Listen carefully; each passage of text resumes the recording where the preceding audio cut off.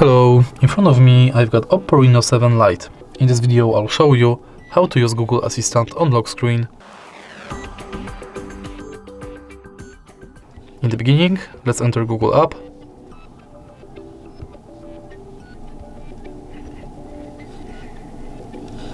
Tap More and go to Settings. Enter Google Assistant.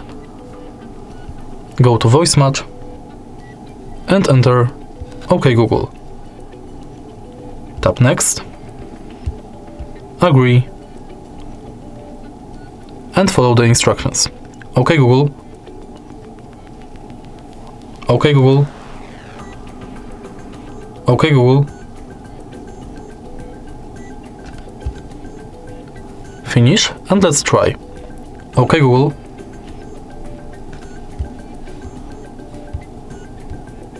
Sure. 2. Great. Now we can go back, enter lock screen, and make sure that this function is enabled. Now you can simply lock the screen and say, OK Google, what's the weather like tomorrow? It'll be partly cloudy, with a high of 22 and a low of 9. And that's it. If you find this video helpful, please leave a like, comment and subscribe.